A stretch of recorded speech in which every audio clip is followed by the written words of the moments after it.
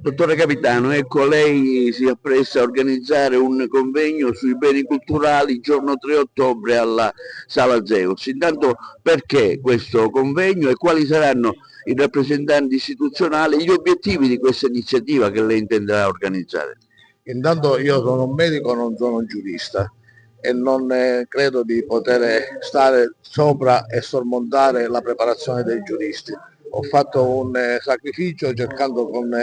una mia predisposizione giuridica anche familiare a preparare un lavoro che ha avuto come un tempo decennale, cercando di fare come spirito di servizio qualcosa di necessario. È logico, è come un compito che mi hanno dato i giuristi, è un tema che ho fatto e lo svolgimento sarà giudicato da loro, quindi non c'è una presunzione di parlare del bene culturale in senso ampio, ma cercare di creare qualcosa che possa essere utile per la collettività e la So comunità. che ci sono anche degli ospiti qualificati. Sì, ha dato la sua adesione il Presidente del Tribunale di Agrigento, anche dovrebbe venire il Procuratore della Repubblica,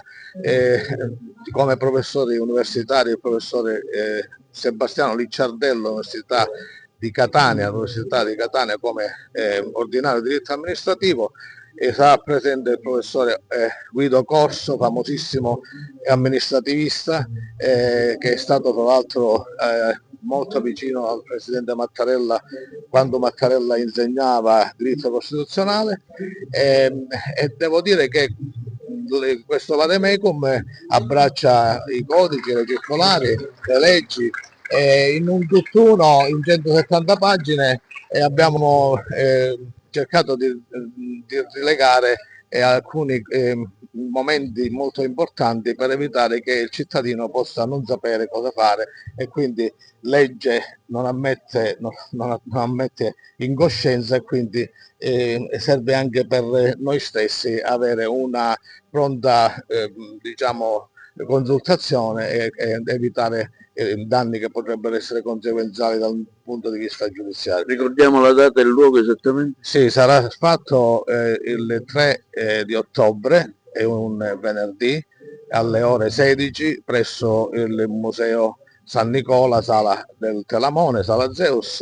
E devo dire l'ultima circostanza che è importante: ci saranno anche l'avvocatessa Delle Falcetta, ci sono i rappresentanti e avvocato Enrico Quattrocchi, il famoso avvocato Giuseppe Scozzari, che presenterà pure il libro, ma la questione che a me mi sta a cuore moltissimo è la presenza delle persone che potrebbero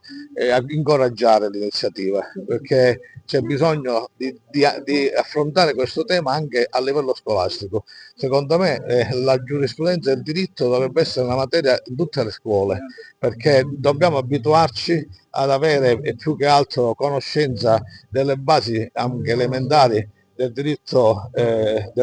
in qualsiasi esso sia specialistico, per poter affrontare la vita in una maniera migliore. Questo è, diciamo, molto determinante per il futuro delle nuove generazioni.